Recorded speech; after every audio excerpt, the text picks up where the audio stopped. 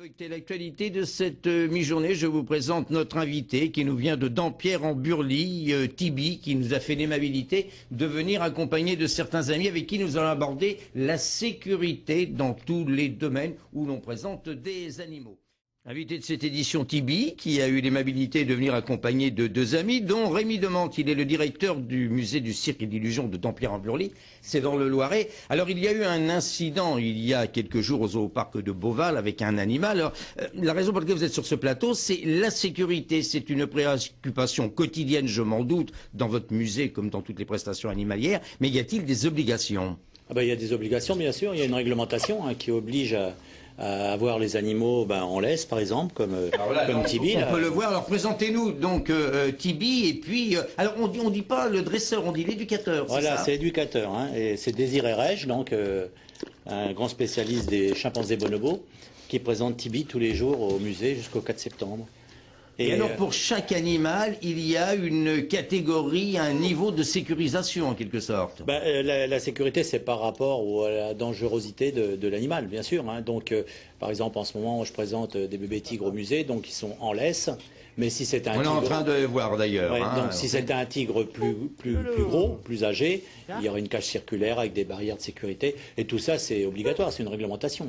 Et alors, est-ce qu'il y a des personnes qui viennent vérifier à la fois la manière dont vous traitez les animaux, mais également la sécurité pour tous les spectateurs qui sont autour? Bien sûr, parfois il y a la DSV, le service vétérinaire, qui peuvent passer par surprise pour voir déjà si on est en règle. Si on a vraiment tous les documents, certificat de capacité, autorisation d'ouverture, etc. Et si, donc, au niveau sécurité, tout est bien comme il faut au niveau des spectateurs. Parce que même un petit bébé tigre peut être dangereux, entre guillemets. Il peut très bien griffer un enfant s'il est trop près, alors moi je vous entends bien quand vous parlez des tigres et des bébés tigres, mais quand je vois par exemple Tibi, que je trouverais plutôt sympathique, amicale et chaleureuse puisque c'est une femelle, il y a quand même des risques?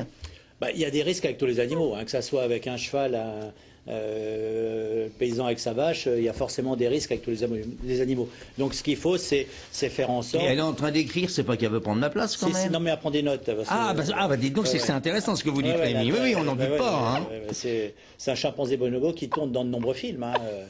Publicité, film. Non, c'est toi qui vas écrire, Tibi. Pas pour être journaliste, à faire travailler les autres. Oui, alors ça, il n'y a aucun problème, ça on sait le faire. Alors Rémi, on peut l'avoir en prestation quand chez vous? Alors tous les jours, donc à 16h, sous le chapiteau qui est implanté à côté du musée, jusqu'au 4 septembre.